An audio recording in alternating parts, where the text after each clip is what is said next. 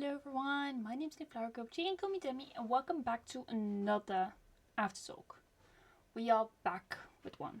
I of course missed last week because I did not have enough time to record it or make the presentation, but we are here. So for the drivers, the math is all correct because I screenshotted it, but I forgot to do it for the constructors, so the math might be a little bit off from last week's race, which was Brazil, which I will cover,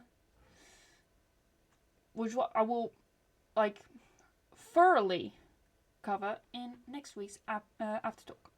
So, what we are going to be talking about this week is the Formula 1 Pirelli United States Grand Prix. And on this one I practiced somewhat, I kind of forgot. Formula 1 Gran Premio de Ciudad de Mexico. If I pronounce it incorrectly, please let me know. I have some photos, two. One of them is cool, one of them is like, oh, kind of scary. Current driving standings, constructors standings, and where to next. So, COTA, Circuit of the Americas.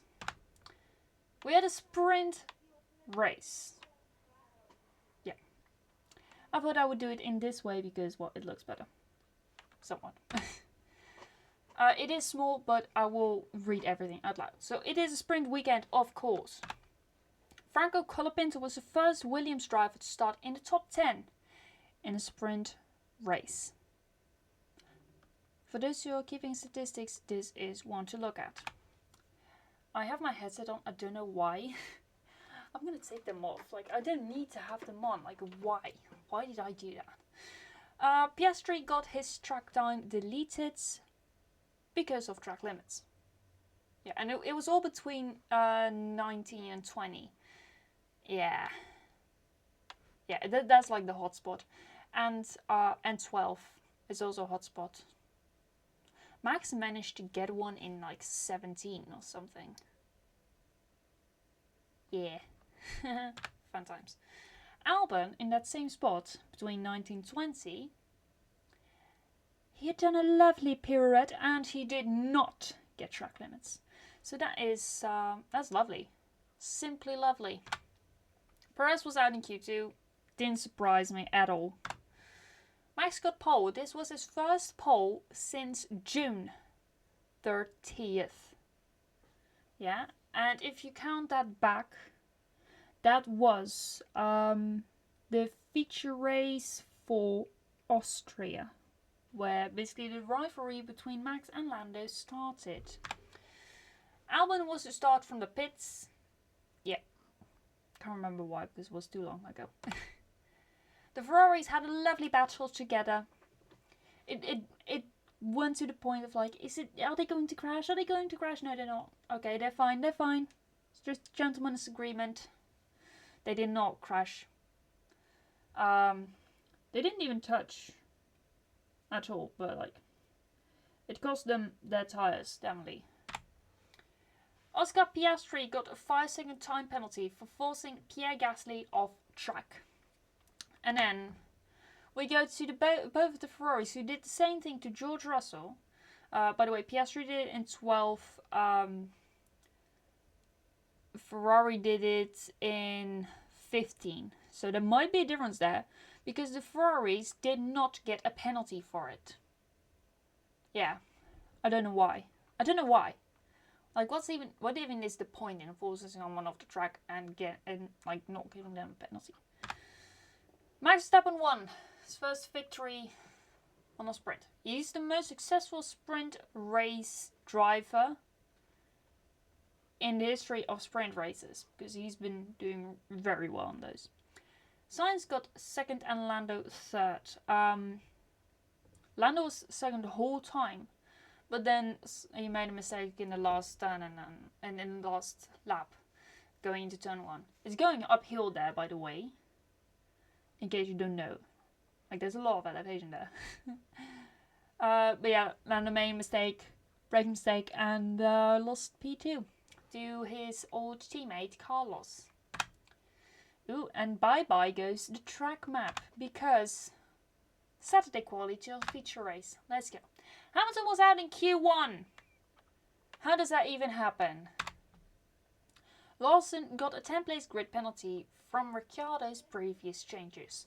If you guys have been living under a rock for the past few weeks, like past month, Daniel Ricciardo got replaced by Liam Lawson. Let me tell you, that man is a beast.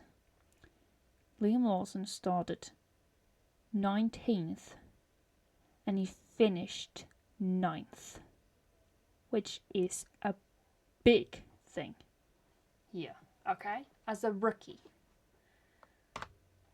Perez finally made it to Q3. Yeah. We were finally like, yes, thank you, Sergio, please keep doing this. George Russell had a big shun at the end. Basically, massive shuns between coming out of 19, or even going into 19. In the middle of 19-ish? I can't remember. Lando Norris got pole, Max Verstappen behind him, and Carlos Sainz third. Yeah, that was fun. Russell would start from the pits because perhaps he needed a new gearbox, even though he went straight into it. Hamilton retired. He spun in the same place as George Russell did on Saturday, but I think he just beached it.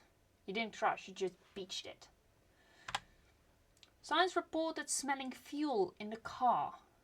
There was just the smell of fuel in his car. And I kept saying like, oh mate, just go and retire then. It's not worth it getting blown up, but he didn't. And he also didn't get blown up, so win-win. Albon was involved in 6 different incidents with other drivers, but there was no further action taken. It was either he was getting pushed off or he was the one pushing the other drivers off. But yeah, there was no other further action taken. On the other hand, when Lando overtook Max finally, he went off track. In fact, they both went off track. It's a bit of a controversial thing, but because Lando overtook Max outside of the track, even though they were both they were both off track. Lando overtook him off the track, meaning he got a fast time penalty. And it says leaving, I don't know why, but basically it was supposed to say that Max got P3 because of it. Yeah, Lando overtook Max for the podium. But who is P1 and P2? Well, it's Ferrari. And Charles won the race. Yay. Now we're going to go to probably one of the easier ones on the F1 game. Probably one of like fan favorites. Mexico. I do really like the track, especially because you can reach such high speeds there. And because it's like really easy to do on F1. So yeah. There were 2 red flags in FP1. There was debris from an advertising board and then debris from a crash involving Ollie and Albon. Basically, 5 drivers from Formula 2 got to take place in the cars of some of the Formula 1 drivers. So there was Ollie Behrman, Robert Schwartzman, Kimi Antonelli. Wait, I kind of forgot now. Now I need to look it up. Past Mexico, FP1, results. So we had Antonelli, Oward, Drugovic, Schwartzman and Behrman. There we go. Oward was in the McLaren. Antonelli was in the Mercedes, obviously. Drugovic, because he's an Aston Martin reserve in the Aston Martin. Schwartzman, even though he's Ferrari Junior, they put him in a thingy, Sauber. And Ollie, because, well, he's also Ferrari Junior, they put him in a Ferrari. Yeah. But yeah, that was a big one. Albon basically just spun around completely. And Ollie basically flattened an entire wheel. Like the full thing. George Russell crashed in FP2 pretty hard. Which was also Pirelli tire test. Yeah. Perez, Colapinto and Piastri were out in Q1. They did not make it. Which marks the end of Piastri's amazing Q3 outing. It's very sad. And also, I forgot to say, the McLaren podium streak has ended. I forgot to mention that because because Piastri was not on the podium and Lando was also not on the podium in the USA, the streak has ended. I totally forgot to put it in. No. But anyway, you guys know now. So yeah. Tsunoda crashed in Q2 with 10 seconds to go, causing a red.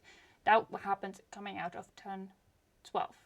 I don't know what happened there, but analysts say he went on the white. He braked onto the white line, which is a big no-no.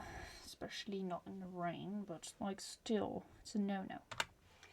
Both Haas drivers made it to Q3 as a result of that. Sainz got a pole, which was 1 minute 15.9. Don't know why I put it in, but like, I wrote it down on my phone and I can't remember why. Probably because it's a lap record or something. But like, I don't know. And Max got second and Lando got third. Ocon started from the pits. Yuki Tsunoda and Albon both retired after colliding on turn 1 of lap 1. It was a big one, let me tell you that. Perez got a 5-second time penalty for a false start. And you know why? He was incorrectly standing in the grid slot. He was just a tiny bit too much forward. I mean, it can't get worse than Bianca Bustamante. Let's face that, okay? Because Bianca Bustamante nearly got into the grid in front of her. Yeah. Max Verstappen got 20 seconds time penalty for 2 separate incidents with Lando. One of them was in turn 4 and the other one was in 7. Yeah. Just a bit of frustration there between the two gentlemen. Alonso retired on his 400th Grand Prix. That was sad. Carlos Sainz won the race with Lando second and Leclerc third. They are going to restart their podium streak. And also something funny that happened. At the final few laps, there was a battle for the fastest lap with a couple of drivers. Charles won that one. Yeah, Charles won the fastest lap battle. It was fun to watch that one, really. That was the only excitement of the show, really. So yeah, these are the photos. On the left, we have Max Verstappen battling Lando Norris at the US Grand Prix. And then on the right, you will see basically the flying car of Yuki Tsunoda for the second time this season. But this time he flew around in Mexico. And also the cameraman you see there, like right here, his camera got hit and probably damaged. Let's just face that. So yeah, that man has nerves of steel. So yeah, the current drive standings. Ooh, almost. Should have put it a bit more to the left, then it would have been fine. But Max Verstappen sat at 362. Lando at 315. Charles Leclerc at 291. Oscar Piastri was only 40 points behind that one. And Sainz 11 points behind Oscar. Hamilton was the first driver outside of the 200 points with 189. George Russell 177 and Perez 150. Alonso is the first driver who didn't hit the 100 points this year with 62. Then Nico Hulkenberg with 31. Lance Stroll 24. Yuki Tsunoda 22. That's his race number as well. Fun fact. Kevin Magnussen with 14. Alex Albon with 12. So does Daniel Rick, even though he's not in there anymore. Pierre Gasly with 9 points and Ollie with 7. Frank Colapinto and Esteban Ocon at 5 points. Liam Lawson is the last one who scored points with 2, which was scored at the US Grand Prix. And then both Joe, Bottas and Sargent are at 0. If you look at the standings in the Formula 1 app, you will see that Sargent is ahead of Bottas. I basically put it like that because Sargent isn't driving anymore. Yeah. Constructors. This is where my math might be off from from what it was before the Brazilian Grand Prix. So McLaren was sitting at 581. Ferrari at 547. Red Bull Racing for 518. And then there's a big jump down to Mercedes with 369. And then another big jump down to Aston Martin with 86. Haas with 46. Racing Bulls with 38. Williams with 17 and Alpine with 16. It is no point in mentioning Sauber because they'll still get 0. They might score a point at the final race, but like still. Maybe even at Las Vegas, because it's a street circuit. I mean, who knows? Who knows? Anyway, where to next? This one has already happened. Formula 1 Lenovo Grande Premio de Sao Paulo. If you've seen it, it was a banger, wasn't it? Probably that was probably one of the best races ever. And I will say it. Right here and right now, I will say it.